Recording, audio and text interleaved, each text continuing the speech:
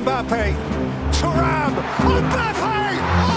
ভাবুন তো, যে ফুটবলার আজ বিশ্বের সবচেয়ে দামি, সবচেয়ে জনপ্রিয় এবং সবচেয়ে ভয়ঙ্কর স্ট্রাইকারদের একজন, তিনি যদি ফ্রান্সের হয়ে না খেলতেন, যদি কিলিয়ান এমবাপ্পে আজ ক্যামেরুন জাতীয় দলের জার্সি গায়ে মাঠে নামতেন, আর যদি সেই সিদ্ধান্ত বদলে যাওয়ার পেছনে থাকত দুর্নীতির অভিযোগ। বহু বছর ধরে সামাজিক যোগাযোগ মাধ্যমে একটি গল্প ঘুরে বেড়াচ্ছে। বলা হয়, এমবাপ্পের পরিবার প্রথমে চেয়েছিল তিনি ক্যামেরুনের হয়ে খেলুন, কিন্তু দলের সুযোগ করে দিতে নাকি অর্থ দাবি করা হয়েছিল। টাকা না দেওয়ায় শেষ পর্যন্ত তিনি ক্যামেরুনের হয়ে খেলতে পারেননি এবং ফ্রান্সকে বেছে নেন। কিন্তু প্রশ্ন হলো, এটি কি সত্যি ঘটেছিল নাকি এটি শুধু একটি ভাইরাল গল্প? আজকের ভিডিওতে আমরা জানব সেই পুরো ঘটনা, কোথা থেকে এই দাবি এসেছে, এর পক্ষে কি তথ্য রয়েছে, আবার কোন অংশগুলো এখনো প্রমাণিত নয়। আমি হাসান আছি আপনাদের সাথে, দেখছেন স্পোর্টস বাংলা। চলুন শুরু করা যাক। কিলিয়ান এমবাপ্পের জন্ম 1998 সালের 20 ডিসেম্বর ফ্রান্সের প্যারিসের উপকণ্ঠ বদি শহরে। ছোটবেলা থেকেই ফুটবল ছিল তার জীবনের অংশ, কারণ তার বাবা উইলফ্রিড এমবাপ্পে একজন ফুটবল কোচ ছিলেন, আর মা ফাইজা লামারি ছিলেন একজন পেশাদার হ্যান্ডবল খেলোয়াড়। তবে এমবাপ্পের পরিবারের শিকড় শুধুই ফ্রান্সে নয়। তার বাবা উইলফ্রিড এমবাপ্পের জন্ম ক্যামেরুনে, অন্যদিকে তার মা আলজেরিয়ান বংশোদ্ভূত। ফলে আন্তর্জাতিক ফুটবলের নিয়ম অনুযায়ী এমবাপ্পের সামনে একাধিক দেশের হয়ে খেলার সুযোগ ছিল। তিনি চাইলে ফ্রান্স, ক্যামেরুন কিংবা আলজেরিয়ার হয়ে প্রতিনিধিত্ব করতে পারতেন। এখান থেকেই শুরু হয় বহু আলোচিত সেই গল্প। সামাজিক মাধ্যমে বহু বছর ধরে একটি দাবি প্রচলিত রয়েছে। সেখানে বলা হয়, এমবাপ্পের বাবা প্রথমে চেয়েছিলেন তার ছেলে ক্যামেরুনের হয়ে খেলুক, কারণ সেটি ছিল তার জন্মভূমি। কিন্তু অভিযোগ অনুযায়ী ক্যামেরুন ফুটবল ফেডারেশনের সঙ্গে যুক্ত একজন কর্মকর্তা এমবাপ্পেকে জাতীয় দলের ভবিষ্যৎ পরিকল্পনায় রাখতে অর্থ দাবি করেছিলেন।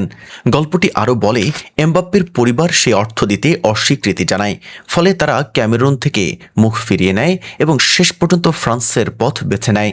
শুনতে গল্পটি নাটকীয়, আর এ কারণেই এটি সামাজিক যোগাযোগ মাধ্যমে লাখ লাখ মানুষের কাছে ছড়িয়ে পড়ে।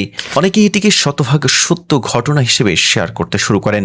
কিন্তু এখানেই রয়েছে সবচেয়ে গুরুত্বপূর্ণ বিষয়, এই দাবির পক্ষে কি শক্ত কোনো প্রমাণ রয়েছে? উত্তর হলো না। এই অভিযোগকে সমর্থন করার মতো নির্ভরযোগ্য সরকারি নথি, আদালতের দলিল অথবা ক্যামেরুন ফুটবল ফেডারেশনের বিরুদ্ধে প্রতিষ্ঠিত কোনো তদন্ত প্রতিবেদন এখন পর্যন্ত প্রকাশিত হয়নি। আরও গুরুত্বপূর্ণ বিষয় হলো, এই দাবির মূল ভিত্তি ছিল এমবাপ্পের বাবা উইলফ্রিড এমবাপ্পের নামে ছড়িয়ে পড়া একটি বক্তব্য।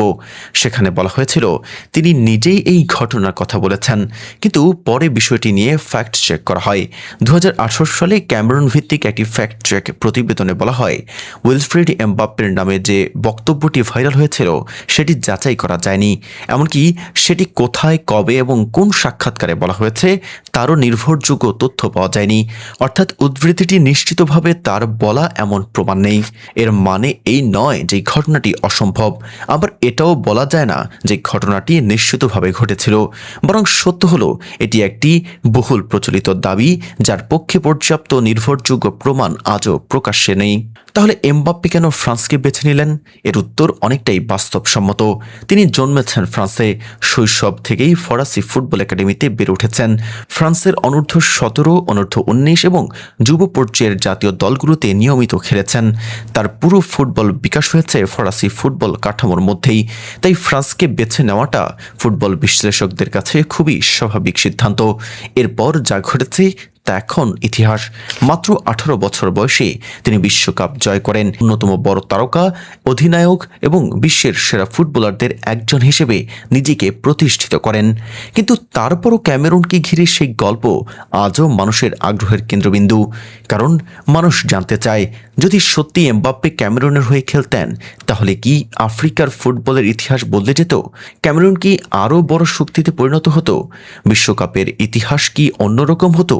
এসব প্রশ্নের উত্তর হয়তো কখনোই জানা যাবে না।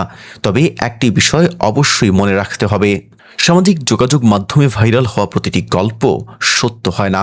কোনো ঘটনা যতই নাটকীয় শোনাক না কেন, সেটিকে সত্য হিসেবে গ্রহণ করার আগে নির্ভরযোগ্য তথ্য, প্রমাণ এবং বিশ্বাসযোগ্য সূত্র যাচাই করা জরুরি। এমবাপ্পেকে ঘিরে ক্যামেরুনের এই গল্প ঠিক তেমনই একটি বিতর্কিত দাবি। এটি নিয়ে আলোচনা করা যায়, বিশ্লেষণ করা যায়, কিন্তু শক্ত প্রমাণ ছাড়া একে নিশ্চিত সত্য বলা যায় না।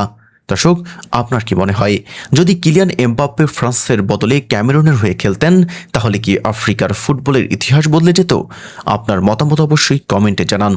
এমন আরও অজানা গবেষণা ভিত্তিক এবং রোমাঞ্চক বন্ধুদের সঙ্গে শেয়ার করুন এবং বেল আইকনটি অন করে রাখুন। পরবর্তী ভিডিওতে আবারও দেখা হবে নতুন কোনো অজানা গল্প নিয়ে। আল্লাহ হাফেজ।